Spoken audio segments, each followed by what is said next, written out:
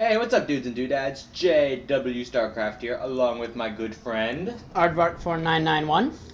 Alright, so, if you guys watched our last video, which you guys probably did, you guys were like, ew, it's so new. Why is JW casting with this Pokemon Nintendo person? Who doesn't know anything about this game at all. He's like, yeah, so... Well, the truth actually is, I don't know anything. So, anyway. Anyway, Aardvark is a pretty good friend of mine in real life, and I was actually watching some of his, videos, and I thought he had a pretty cool voice for this. And so, okay, then. we are seeing a little jibber jabber between Storple and Kerrigan again. Thinking about seeing the Stargate and switching. And so Storple is... Wait, where's Storple? Storple is finally Protoss instead of that Zerg. So is Storple like some famous player or something, or is he just like someone you know? He's just someone I know. Okay. He is a Marylander like us. Oh, okay. And he is a fan of Husky as well as I, because Husky is totally great at commentating, and I'm still just learning the ropes on this. And so the probe is gonna go scout. Oh my god, the probe!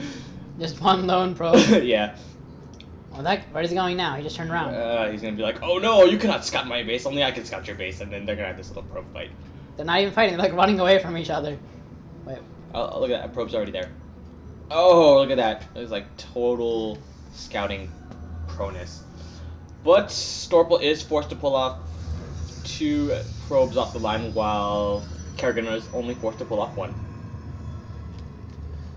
So, you guys are probably going to call me total noob for saying this, but I have no clue what this map is. I played on it like once, but if you guys want to leave the map name in the comments, I'll probably change the title. And yeah. Whoa, look at that complicated move. You just hold down shift and you click, and so it sets a path for the probe to walk.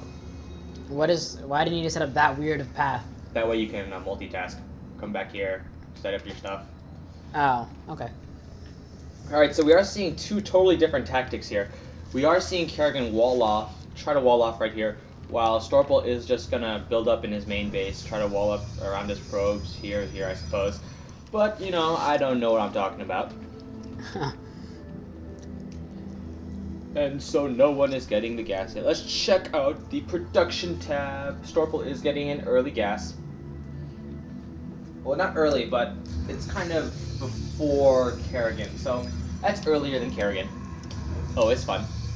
And we are seeing 1 gate, one gate core build, so that might mean we might be seeing some more air units. Early air units, who doesn't love that? Huh. So we are seeing... Oh, what is that big tank thing like in the bottom? Like, whoa, what is that thing? It's not a tank, it's like a... No, it's just like a... It's called a doodad, apparently. A doodad? Yeah. It's like kind of like an intro, like, hey, dudes and doodads. But a doodad is just one of those things that are there. It just looks nice. So it serves no purpose, but it takes up resources to make it? No. Oh. It serves no purpose, but it's a cool decoration. Okay. Oh my god, we're getting a phone call. Anything can happen. Oh, and Aardvark just hangs up the phone like a total beast. Oh, by the way, guys, we are not doing 2 different computers for this cast. We are doing 1 computer, unlike the other dudes, which makes us totally cooler. Wait, what do you mean 2 computers? Like, from what I've seen before in the other cast, the other dual cast, they do it over Skype, or they do it over some sort of voice messaging thing. Oh. And so that's how they do their casts. But we're totally pro, and we get to sit next to each other and cast this. Yeah. So anyway, do you think StarCraft 2 would be something that you'd like to play or perhaps cast in the future? Well, I'll probably have to try playing the game a bit, and if I like it, I mean, I could get into it, since it looks like it's really easy to cast stuff like this because with fraps and everything, it's easy to cast stuff on the computer. Shh! Don't tell them what I use. Oh, I mean, with a casting camera that does not rhyme with baps. Anyway, ignoring that. Ooh, what's that thing?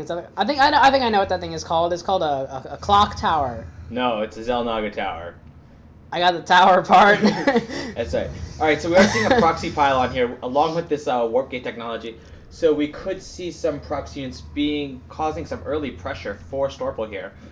And what is this? What is this? Another pylon.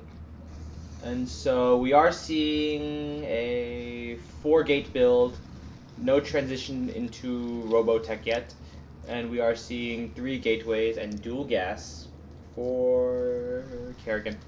Gas is a little later than Storple, but Storple's not mining out of his second gas, so that's his loss, not ours, because we are just gas. Oh, whoa, Robo facility, that is cool. So we could see some immortals, some observers. Oh, you can have immortal things in this game? They just live forever, they can't die? No, they're just called immortals. They're essentially like super roaches, but at most they only take 10 damage per hit. Oh. That's really nice. So you know how the Hydralisk did 12 damage? Alright, apparently Certificate Tech is calling us, and we're just gonna ignore that because we don't recognize the number. Yeah, I'm not taking any junk calls.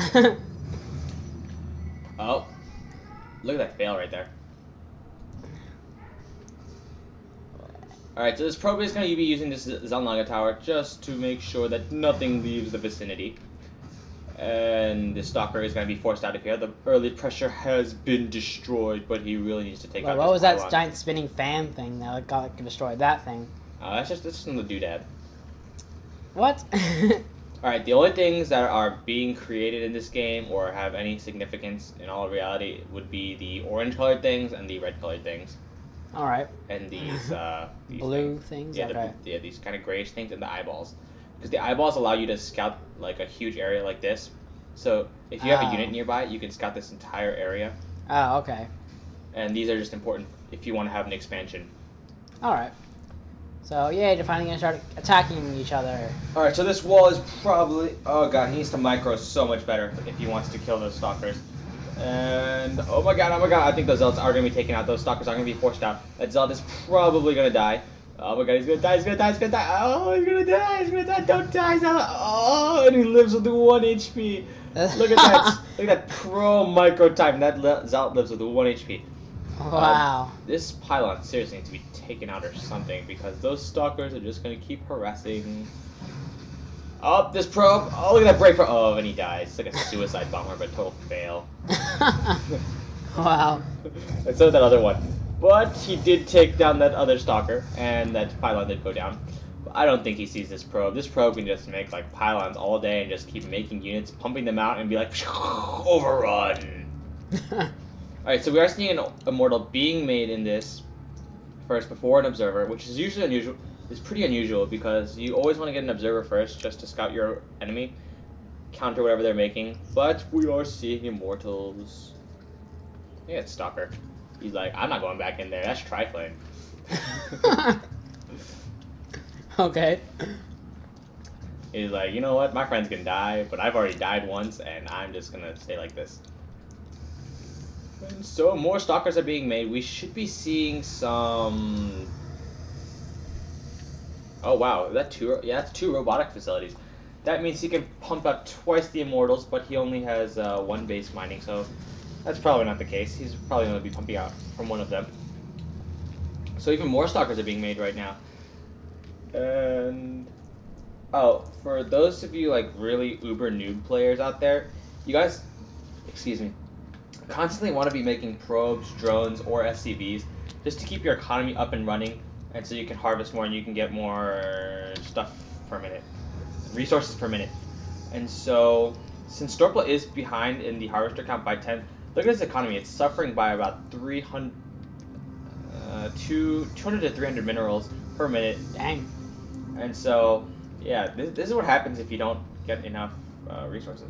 So we are seeing a push across the map with an immortal, 2 sentries, a zealot, and is that 2 zealots? That's only 1 zealot, and a whole bunch of stalkers. These stalkers are really fast. Whoa.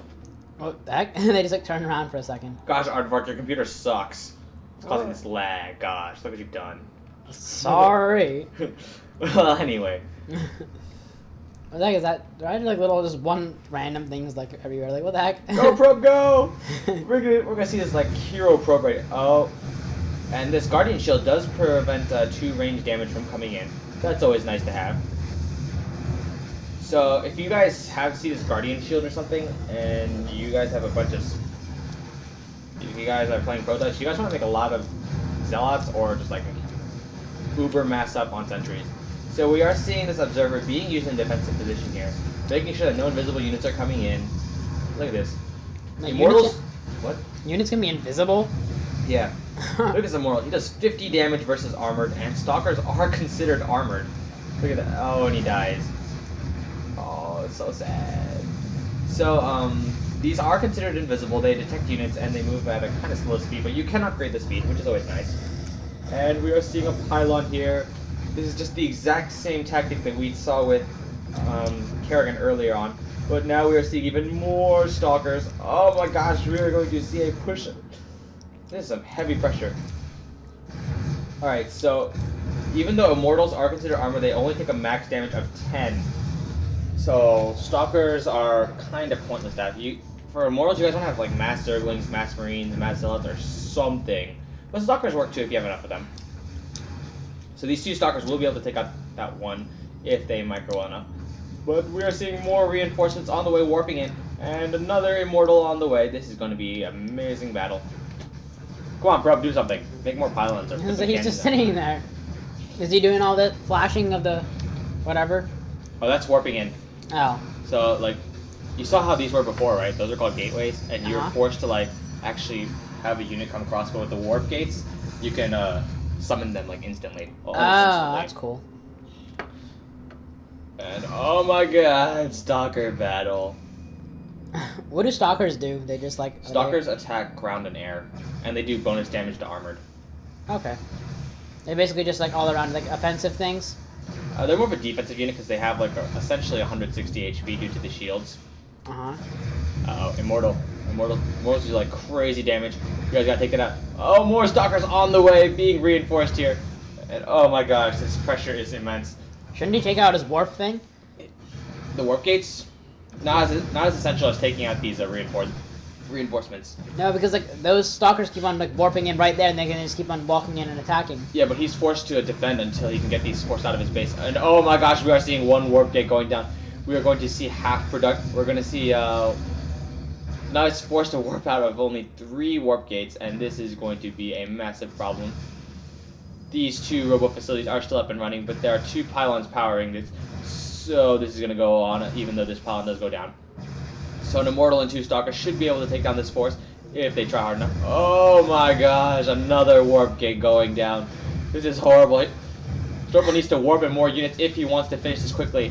And for Kerrigan, he needs to make as many Immortals as he possibly can. Let's check out the production tab here.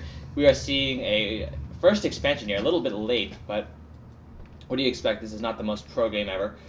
And wow, he is finally backing out. This Immortal is almost dead. He should have just gone for that kill. There is nothing that he could have done to stop this. And look at that, a Stargate. Wow. And the Stargates generate air enemies? Air units. Air units? Okay. Yep. Alright, those are those things that have like amazing HP and defense and that can like attack you really... Okay. No. Just air units.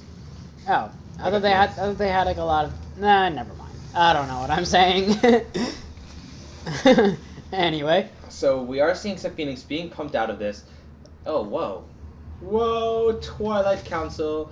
We could see some Blink and Zealot leg actions into this game. And we are seeing another Observer being produced here. So finally getting out that Observer. I think he may have lost the first one or something. I don't know. I didn't even see that. And so, expansion going up. And this pylon is going to go unchecked for a bit here. This Stalker's just still here. What is he doing? He's just chilling. Is he just protecting this thing in case something comes after it or something? Or? I mean, if something comes after it, there's not much he can do. It's only 1 Stalker. So I suppose. So 2 Zealots could probably take it out. And this Prover here is like, you know what? I'm cool. Just like, put a pylon there, make some cannons. Like, be cool. And so this Observer is going to see the might of the air units. So Phoenixes are coming out in a non-sexual way. And so... Wow, okay. These Phoenix do have a gravitational beam, so they can lift off ground units, and then a second Phoenix can shoot them down.